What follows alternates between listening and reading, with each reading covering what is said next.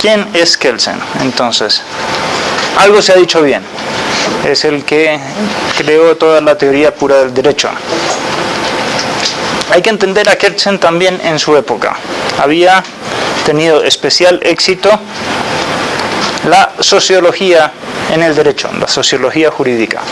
Entonces, vienen Ehrlich, Weber y otros más que dicen que el derecho es puros números y otras cosas. Y la gente dice, ¿qué tiene que ver esto con los abogados, con los tribunales, con todas estas cosas? Entonces, Kelsen dice, no, vamos a hacer una teoría donde saquemos todas las cosas extrañas del derecho. Vamos a hacer una teoría pura del derecho, vamos a justificar el derecho por el derecho. Y entonces vamos primero a definir qué es el derecho, ¿no? Y lo primero que hace es definir según los esquemas neokantianos. Kant separaba el ser y el deber ser, sobre todo los neokantianos, ¿no? Toda la teoría del conocimiento de Kant es: hay un mundo dentro de la mente y hay un mundo fuera de la mente, el noumeno y el fenómeno, ¿no? Entonces el noumeno es un caos, no se puede conocer realmente el mundo es inaccesible, está más allá de esto. Y efectivamente, en cierta medida tiene razón, porque, ya, aquí nos podemos ir de largo, porque no es lo mismo la piedra que lo que yo tengo en la punta de los dedos, que lo que yo tengo aquí, que es un poco de electricidad, que yo lo que tengo aquí, que es unas neuronas, etcétera, que se han movido, es distinto. Ahora, el problema es que no llega, según la teoría de Kant, el hombre a conocer realmente la realidad en sí misma. Lo único que conoce son lo que siente, los fenómenos. Ahí viene todo un problema largo. Entonces dice, ¿dónde está el derecho? ¿Está en el mundo del ser? ¿Está en las piedras, en las mesas y todo esto? ¿O en el mundo del deber ser? Hay una dicotomía. No se concilian estos dos mundos, ¿no? Entonces dice, obviamente tiene que ser en el mundo del deber ser. Dentro, ¿no? Dentro de la mente humana, no está fuera. El derecho no es una mesa, no es una cosa, no es una sustancia, como se diría en términos clásicos. Ok. Y dentro del deber ser hay varios tipos de normas. Normas que deben de ser, ¿no? Unas normas coactivas que si no se las cumple pues hay una sanción moral o lo que quieran, y unas normas que son más bien coercitivas, que si no viene el Estado y te hace cumplirlas, y si no te mete a la cárcel, etc. Entonces dice, dentro de los dos grupos de normas, el derecho es las normas coercitivas, ese es Kelsen, ¿no? Ya hemos criticado algo de esa definición, y de ahí desarrolla, sí, efectivamente con su discípulo, todo el tema de validez de las normas. Eso también es muy propio de Kelsen. Dice, ¿por qué son válidos los contratos? Porque hay un reglamento que más o menos los ampara de forma general arriba. Si estuviera en contra del reglamento, el contrato no sería válido y debería decaer, ¿no? Y ahí es toda la teoría del Tribunal Constitucional y todo esto, que es el que puede hacer caer alguna cosa que sea inconstitucional.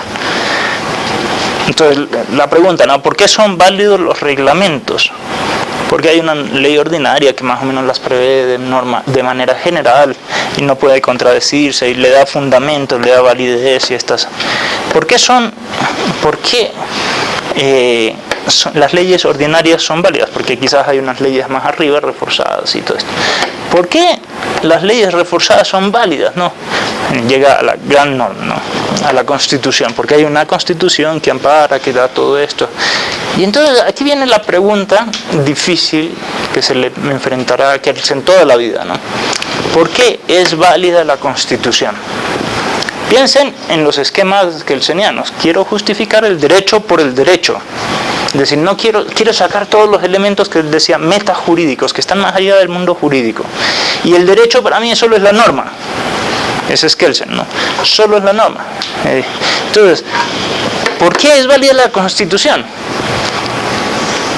Ya, aquí viene el problema si yo no quiero utilizar elementos metajurídicos en los términos kelsenianos, ¿no? Entonces, al principio dijo, bueno, por el derecho natural, más o menos hay una línea por ahí en sus escritos, pero enseguida le hizo la contra al derecho natural toda la vida. Kelsen era antifinalista, y si ya no tenía razón de ser el fin, pues no tenía razón de ser ninguna de las otras 4 causas. Después dijo: esto es en lo único que se parece la teoría pura del derecho al derecho natural, en que hay un elemento metajurídico que termina justificando todo el sistema normativo. Y entonces lo puso quizás en la historia, más o menos, en el pueblo, en la voluntad del pueblo, etcétera, ni sé cuánto, ¿no? Elementos metajurídicos. Al final de su vida, hizo unos desarrollos en el derecho internacional. Entonces se dio cuenta que el derecho internacional era un nuevo orden jurídico que ¿cómo entraba al Estado? Pues no entraba por aquí, no entraba por aquí, entraba por arriba. Además, Kelsen era monista, es decir, no distinguía varios tipos de derechos, no había derecho subjetivo, ni derecho objetivo, ni subjetivo, todo lo identificaba, ¿no? Era la ley aplicada al individuo, el derecho subjetivo, pero era la ley, ¿no? No había derecho público y privado, todo era lo mismo, ¿no? Pues lo mismo, no podía distinguir tampoco aquí, ¿no? Que había derecho nacional e internacional. Entonces decía, todo es lo mismo, simplemente esta pirámide está debajo de otras pirámides, que es el derecho internacional. Y entonces así se justifica que la Constitución tenga un elemento jurídico que la ampare. Ahora, eso no es sino patear la pregunta un poco más allá, ¿no? Entonces uno dice, ¿por qué es válido el derecho internacional, no? Entonces habrá un poco que responder, bueno, por alguna cuestión que no sabemos bien. Bien, Kelsen tiene un problema para mí de bases filosóficas.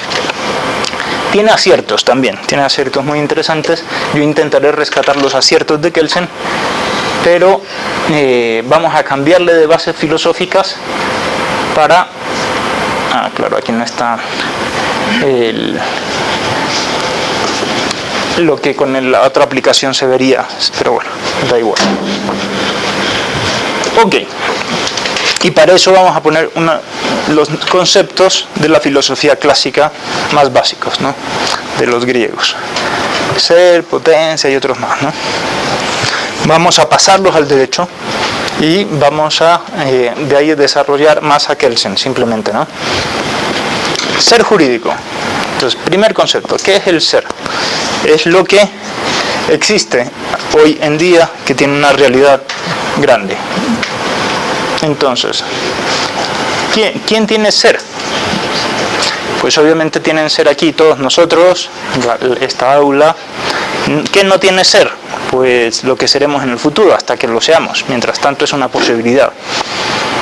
Los sueños no tienen un ser real, ¿no? Y así, 1000 cosas más. Vamos a reubicar el tema, ya no es el ser de Kelsen, no, ser y deber ser, ¿no? Este es un ser mucho más en sentido clásico, ¿no? Ser jurídico es lo que jurídicamente existe hoy, ahora. En mi caso, tengo derecho a dar una clase ahora, ¿no? Este soy yo, ahí está, ¿no? ¿Quiénes tienen ser jurídico? Pues es muy sencillo. La ley vigente, los derechos adquiridos, la relación jurídica trabada. Ojo, no cualquier relación jurídica, la que ya está trabada. Por ejemplo, ustedes son hijos de sus padres y tienen una serie de derechos y obligaciones, tienen un patrimonio, unos bienes, eso también ya tiene un ser jurídico determinado. Los contratos que hayan firmado, por ejemplo, con esta universidad. Otro concepto es la potencia jurídica. La potencia es uno de los grandes conceptos de la antigüedad. Grandes. Con la potencia jurídica, primero, con la potencia Aristóteles pudo resolver muchas aporías de la antigüedad. Por ejemplo, el tema del movimiento, el tema de la inteligencia, el tema del tiempo. Son cosas potentes de la filosofía que no se explicaban. Acuérdense de Heráclito y Parménides. Uno decía que todo se mueve. Heráclito, que nadie se puede bañar 2 veces en el mismo río, ¿se acuerdan? Y Parménides decía todo lo contrario, que todo es apariencia de movimiento, pero todo está quieto, ¿sí? O todo es ser o todo es no ser. Es decir, todo es decir, entre ser y no ser no había nada en el medio. Entonces, porque cada uno se fijaba esto. Este es un problema mucho más agudo de lo que se piensa, ¿no? Parménides se plantea, ¿no? ¿Qué hace que esto sea? Y no es lo mismo que no sea, ¿no? Pues, o las cosas son o no son. Pues si son, todo es lo mismo, ¿no? Todo es. Bien, más complicado el tema de Parménides. Quizás es más fácil entenderle a Heráclito para uno que abre los ojos al mundo y que ve el viento, cómo mueve las ramas y digo, esto cambia cada rato, nada es lo mismo, ¿no? Entonces, Aristóteles mete el concepto de potencia. Potencia es algo, está en potencia de ser otra cosa. Es decir, y pone el ejemplo de un niño y una piedra. Ni el niño ni la piedra saben matemáticas, ¿sí? Pero el niño puede aprender matemáticas y la piedra nunca va a saber matemáticas, ¿no? Está en potencia de... Y es el mismo niño. No es que todo varía, sino que las cosas que existen actualmente, que tienen un ser determinado, están en potencia de ser otra cosa. ¿Se entiende? Es la posibilidad de ser otra cosa. Pero es más que una posibilidad, es algo que tiene un ser real, que tiene ese ser una potencialidad de ser otra cosa. Es más que pura posibilidad. Bien. Entonces, es algo que no existe aún jurídicamente, la potencia jurídica, pero es capaz de entrar en una relación jurídica. Habíamos dicho antes que lo jurídico es aquello que está en la relación jurídica o es capaz. Si es potencia, es capaz de estar en la relación jurídica. Se podría decir que es el conjunto de posibilidades justas que se abren a una realidad determinada. En mi caso, puedo, yo qué sé, ir a jugar fútbol, ir afuera a fumar, dormir, dar una vuelta por ahí, tomar fotos, nadar, etc., ¿no? Pero esto sin duda solo está en potencia, ¿sí? Ahorita yo no tengo derecho a fumarme un puro, no tengo derecho porque tengo que dar una clase ahora. El espacio jurídico es la conjunción de estos dos conceptos, lo que está en un ser actual y lo que está en posibilidades, son todo el conjunto de posibilidades justas, ¿no? Esto es muy sencillo, es ser jurídico más potencia jurídica, no hay más. Hay otro espacio que podríamos decir que es el contrario del espacio jurídico, que es el espacio antijurídico. Aquí tomo la palabra de von Jhering. Von Jhering es el que desarrolló el concepto de lo antijurídico y lo desarrolló para el derecho penal. En el derecho penal decía, bueno, pueden haber conductas que estén tipificadas, que sean voluntarias y que sean culposas, ¿no? Y no merezcan ser reprimidas. Por ejemplo, alguien que está defendiéndose de otro para salvar la propia vida, ha matado a otro, pero uno dice, aunque cumple el tipo penal, eso no parece que sea antijurídico. Con lo cual, añade uno de los elementos necesarios para que algo sea delito, que es que sea antijurídico. ¿Alguien aquí ya ha visto derecho penal? ¿Tú? ¿Te acuerdas de estos elementos de todo? No. Son los elementos de todo delito, ¿no? Que esté tipificado en el Código Penal, que sea voluntario, que haya una conducta culposa o negligente al menos, ¿no? O si no dolosa. Y finalmente Jhering ha añadido que sea contra el derecho, contra los fines del derecho, que sea antijurídico, ¿no? Entonces hay un espacio que es antijurídico, ¿no? Que es justamente lo contrario, lo que va contra lo justo, ¿no? El conjunto de posibilidades injustas que se abren a una determinada realidad. Como por ejemplo, bueno, aquí en la universidad, portar armas, tirar bombas, yo qué sé, lanzarse en un pozo donde no haya mucha distancia de profundidad, fumar marihuana, pegarle al esposo, eso es algo muy malo, ¿no? En fin, mil cosas, spam y todo eso. Ahí está. Sí, claro, lo mismo, exactamente. Y finalmente hay otro tipo de espacio, vamos a ver, que es el espacio ajurídico. De este ¿Qué es lo ajurídico? Lo que no tiene relación con el derecho, ¿no? ¿Qué no tiene relación con el derecho? ¿Qué no es justo ni injusto, ¿no? Ulpiano decía que el derecho es la ciencia de lo justo y de lo injusto, porque era definir esto es justo o esto es injusto. Pero hay cosas que no son ni justas ni injustas. Por ejemplo, las normas de etiqueta, ¿son justas o injustas? Da igual. Los números irracionales, ¿no? Todo lo irracional, ¿no? Los sueños de una noche de verano, ¿no? Ahí, como el libro de Shakespeare, ¿no? Sueño de una noche de verano. ¿Qué es? ¿Justo o injusto? No, los sueños son, decía. ¿Quién? Calderón de la Barca. Los fantasmas, ¿no? Ahí. ¿Cómo es que decían de la televisión? Los fantasmas. ¿Cómo era? Bien, no eran los ovnis, eran los extraterrestres. Bien. Entonces, uno dice, ¿y para qué diablos me hablan de esto? Porque hay un profesor de Harvard de hace tiempo, Lon Fuller, decía que hay 8 puntos de quiebre del ordenamiento jurídico y que este es un tema moral, decía, ¿no?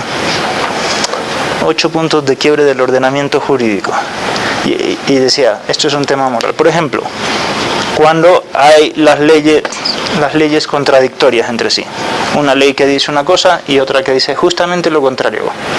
Entonces dice, hasta ahí ya no hay ley, con lo cual no hay ordenamiento jurídico. ¿Sí? Estamos hasta ahí. O cuando hay legislación sumamente inestable. Hoy me piden, por ejemplo, que presente cantidad de papeles al SRI. Mañana me dicen, no, ya estos no son, sino que había que presentar otros. Y pasado mañana, no, es que había que presentar además otros y no sé cuánto. Entonces, nadie puede cumplir una cosa así, ¿no? O las normas irracionales, las que no se pueden comprender, las que no se pueden leer, las ilegibles, las leyes secretas, por ejemplo, lo que no se publica. ¿Cómo yo puedo estar obligado a algo que no conozco y que no tengo posibilidades de conocer? Eso es la legislación sumamente inestable, las interpretaciones contradictorias, todo lo irracional, todo lo arbitrario, ¿no? Todo eso, ¿no? Podríamos decir que todo eso no merece ni el acto de ocultar una ley, sí puede ser injusto, pero la ley en sí misma no es justa ni injusta, no hay que cumplirla simplemente, ¿no? Porque no se la conoce. O una ley que dice una cosa y una de la misma jerarquía que dice lo contrario, que han sido despedidos el mismo día por la misma persona, dice, ¿cuál cumplo? Pues ninguna, ¿no? Porque ad impossibilia nemo tenetur, a lo imposible nadie es tenido, ¿no? Bien, entonces las normas, bueno, y todo esto, lo absolutamente irracional no puede ser derecho, decimos aquí. La síntesis gráfica hasta ahora es esto, ¿no? De lo jurídico o lo antijurídico, no de lo ajurídico que no deberíamos de graficarlo, ¿no? Es esto hasta aquí. Estamos, yo creo que hasta ahí es fácil, ¿no? Vamos a escalar las cosas ahora. Vamos ahora al tema del orden jurídico. Esto es orden jurídico. ¿Qué es el orden jurídico? Entonces aquí nos podríamos extender bastante también, porque hay 1000 definiciones de orden jurídico. Sí, ya hemos visto la de Kelsen, que es el conjunto de normas jurídicas coactivas. Es típica definición positivista. Nosotros decimos tendrían que ser exigibles, no coactivas, ¿no? Si se ve el derecho desde el punto de vista subjetivo, diríamos que es el conjunto de derechos subjetivos. Si se veía de forma más profunda, es el conjunto de relaciones jurídicas, ¿no? El conjunto de relaciones jurídicas, ya. Todo eso es desordenado. Tendríamos que poner las sillas en círculo para vernos las caras y darle la palabra a todo el mundo y todo esto, ¿sí? Si el fin fuera un concierto, habría que sacar todas las mesas, ¿no? Y hacer un poco de mash y aquí todo esto, ¿no? Obviamente no. El fin es el que determina el orden. No hay orden sin un fin. El fin, ¿cuál puede ser el fin del derecho? Pues ya hemos visto en la primera clase que son los fines humanos en el fondo, ¿no? Y el fin último es el que determina todo esto, y hay unos fines medios que dan esto. En el fondo, todo lo que ordenan son las 4 causas metafísicas, de las cuales causa causal est, la causa de las causas es el fin, justamente. El orden jurídico parece que debe tener un orden, ¿no? Y una unidad. Todo eso se lo dan el fin último, y determina los principios generales, los fines medios, los valores más altos del ordenamiento jurídico. Y bien, de ese tema ya hablaremos más adelante esto. Y ahora sí pasamos a hacer un retoque a la teoría pura del derecho, a la teoría de la pirámide, ¿no? Del ordenamiento jurídico escalonado. ¿Cuál es el primer nivel del ordenamiento jurídico? Y esto es una cosa que ya aquí nos vamos contra Kelsen, que se olvidó simplemente, ¿no? Pues el primer nivel, el que entendido como el que más espacio jurídico tiene, más posibilidades jurídicas tiene, es la realidad. Las cosas, los elementos materiales, los sujetos, el entorno. Es decir, ¿para qué sirve este marcador? Pues esto tiene una naturaleza determinada, no me sirve para llamar por teléfono, ¿no? Me sirve para escribir, para lanzárselo a Katy, ¿no? Y que vuelva a asustarse. Y, bien, pero tiene una realidad delimitada, ¿sí? Obviamente lo de lanzárselo en la cara a Katy es una cosa injusta, ¿no? Ella merece un respeto mínimo, o máximo si quiere, ¿sí? Pero para escribir parece que es justo, etcétera, ¿no? Es lo que más posibilidades jurídicas tiene la realidad. El derecho, esto es lo primero, ¿no? El derecho no es una novela ficción. No se sentencia en nuestros tribunales a Darth Vader, por ejemplo, ¿no? O se lo declara culpable ahí en la Corte Nacional a Lord Voldemort, por ejemplo, ¿no? Obviamente, el derecho es un orden de cosas reales y de personas de verdad. No es pura ficción, no es pura ficción, ¿sí? Esto es lo más importante. Y obviamente la realidad tiene una cantidad de posibilidades jurídicas muy grandes, ¿no? Pero en la práctica solo sirve para una. Por ejemplo, cuando compramos gasolina, la gasolina, el petróleo hubiera podido utilizarse para 1000 cosas, para hacer plástico, para hacer 1000 cosas, ¿no? Pero esa porción de gasolina la hemos utilizado para el carro, para un fin determinado, y por un precio determinado, tiene una realidad jurídica determinada, aunque las posibilidades pudieran ser que sea plástico, que sea una camisa con poliéster, 1000 cosas, pero cuando hemos comprado el periódico, la realidad jurídica de ese petróleo era que un contrato de compraventa de gasolina para el carro, ¿sí? ¿Estamos hasta ahí? Por eso las posibilidades de la realidad son enormes y la realidad jurídica actual es limitada. Es interesante señalar las notas, ¿no? La primera nota del orden jurídico de la realidad es que es necesario, es un orden necesario, ¿no? Es decir, mucho me gustaría a mí que no fuera necesario, por ejemplo, que mi carro fuera de oro, ¿no? Así, y venderlo como oro, pero la verdad es que no es de oro, ¿no? Es de un material normal, etcétera, ¿no? Mucho me gustaría a mí, yo qué sé, tener 10 millones de dólares en el banco, ¿no? O lo que sea, pero la realidad es que no, que tengo muchísimo menos, ¿no? Es una limitación forzosa, es decir, esto no sirve para martillar, me sirve para otras cosas. Un martillo no sirve para llamar por teléfono, y así, está delimitado. Es un orden muy amplio, ¿no? Muy amplio, es decir, el petróleo sirve para 1000 cosas, ¿no? Pero finalmente es un orden, y esta es una cosa que se ha perdido, ¿no? Es decir, esta idea de aquí, que la realidad tiene su orden. La realidad tiene sus fines. Para una persona del mundo antiguo era más evidente, ¿no? Cuando caía la noche, no habían luces como hoy en día que iluminan toda la ciudad. ¿Eso qué hace? Que en una noche despejada se vea toda la Vía Láctea, ¿no? Y se ve un orden espectacular, que sale de un lado del horizonte lentamente y se mete en el otro lado del horizonte. Es un orden incuestionable. el que hay en la naturaleza. Hoy por hoy se estudia bastante pues todo lo del medio ambiente y hasta en eso hay un orden, ¿no? Todos los planetas y todo eso, ¿no? Hay un orden y el orden tiene un fin, y es un fin que no depende de la voluntad humana, que el hombre tiene que investigarlo. Esto es lo interesante. Vamos al segundo nivel de la pirámide o del orden jurídico, ¿no? Que es el nivel cognoscitivo.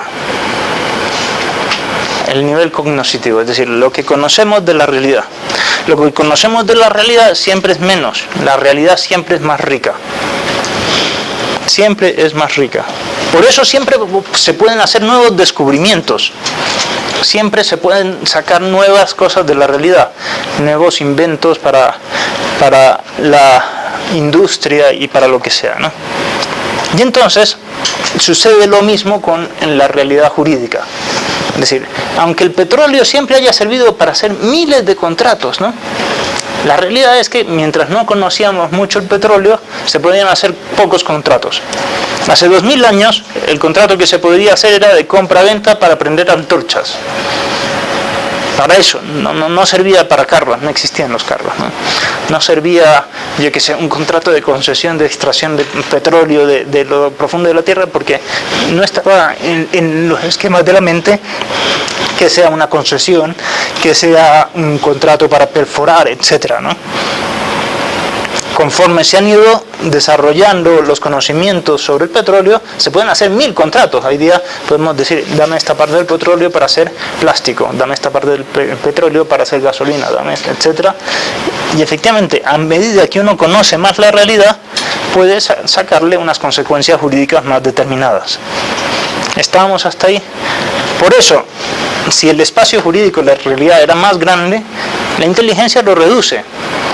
La inteligencia solo conoce una pequeña parte de lo que puede ser la realidad jurídica.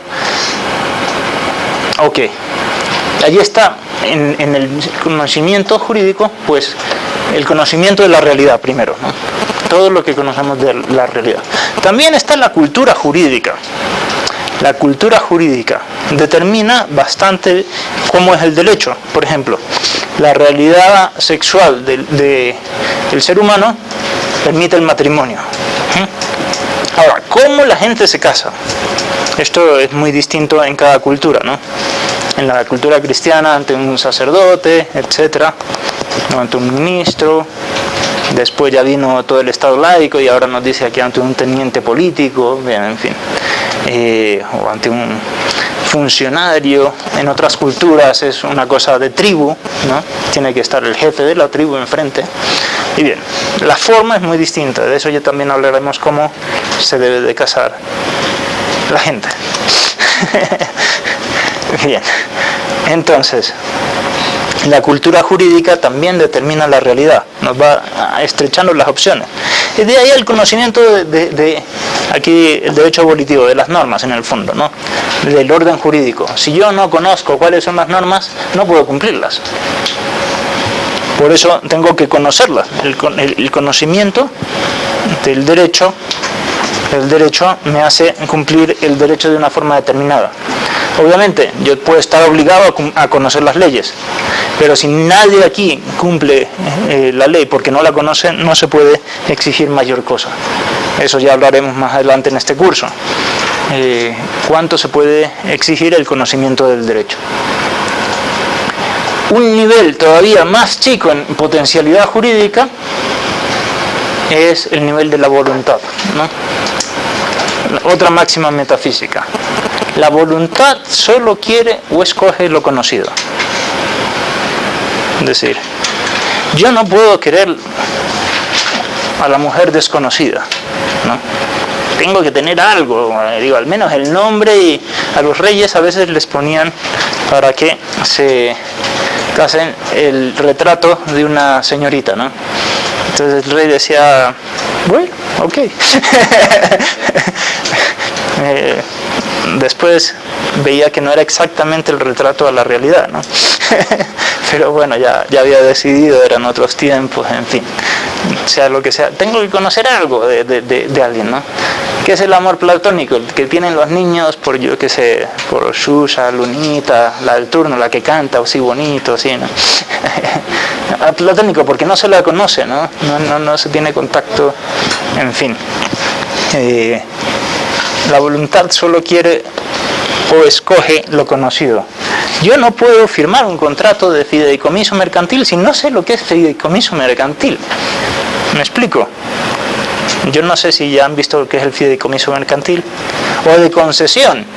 El contrato de concesión, hasta que no se regula en el Estado, era imposible firmarlo, ¿no?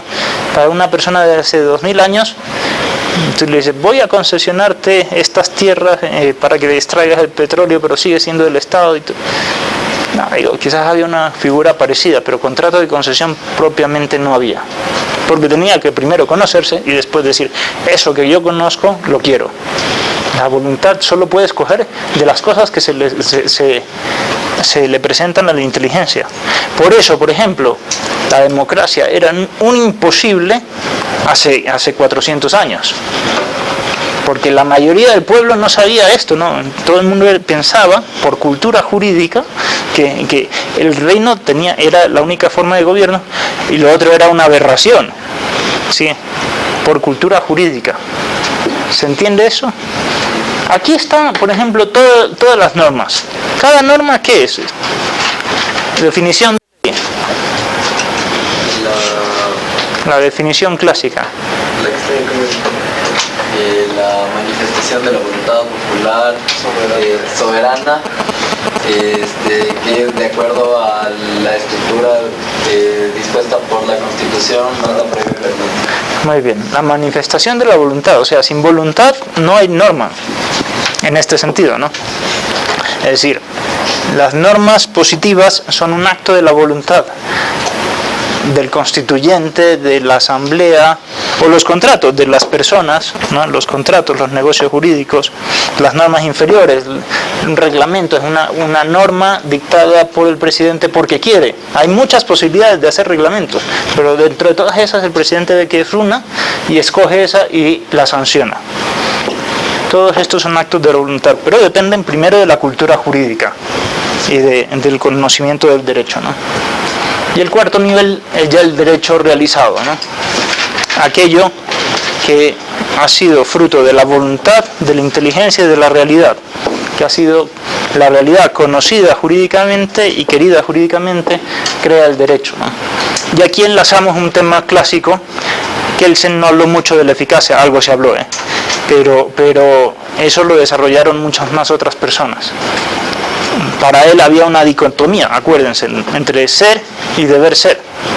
Aquí estamos diciendo que hay una unión entre las dos cosas, que del ser de las cosas depende el deber ser. Y ya, allí que están, bueno, pues todo el ser jurídico que ya hemos visto. Comenzamos con la síntesis gráfica y vemos cómo el espacio jurídico se sigue reduciendo, aunque la realidad jurídica ahora siempre sigue siendo el mismo. ¿Estamos hasta aquí? Y esta es la síntesis ya de todo, cómo se va, de todo lo visto en la segunda hora de clases, ¿no? Más allá del espacio jurídico está el antijurídico, todo lo que tiene que caer, ¿no? Y el ordenamiento jurídico debe entenderse sobre todo como la reducción escalonada del espacio jurídico, donde el mayor espacio está en la realidad extramental. La inteligencia la va conociendo en parte, siempre habrá nuevas cosas que conocer. Esto lo tienen en el CD también, en esta presentación. Que primero viene el conocimiento de la realidad, de ahí cómo cada cultura juzga esa realidad y conocimiento de todas las normas que están aquí, del tercer nivel, ¿no? Que decíamos, ¿no? Después, la determinación volitiva. Después de todo ese conocimiento, aquí por ejemplo, una persona del mundo actual tiene entre las posibilidades la monarquía o la democracia, ¿sí? No dice, puede escoger, ¿y cuál escojo? Entre monarquía y democracia, ¿cuál escojo? Hoy por hoy todo el mundo escoge democracia, ¿no? y entonces ponen sus constituciones, las normas generales, la democracia, y después ya se va concretando, ¿no?, en una ley de elecciones que la votación va a ser de determinada manera, y estas son las circunscripciones donde se vota, y viene un reglamento y un decreto y que dice se va a votar tal día, tal hora y todo esto, y en el día tal de esa hora va Isabel y hace una cola, le dan una papeleta y pone una línea en una papeleta, yo que sé, por el candidato, yo que sé, de cuál candidato, el que quiera, ¿no? Iván, ¿no? Y entonces eso es la democracia, ese es el ser jurídico de la realidad. Una línea, la democracia en realidad es una línea en una papeleta, ese es el ser jurídico. Lo otro es pura potencia, ¿no?, que pueden resultar elegidos 1000 personas, que no sé cuánto, pero eso en potencia, en la realidad es una línea en una papeleta la democracia.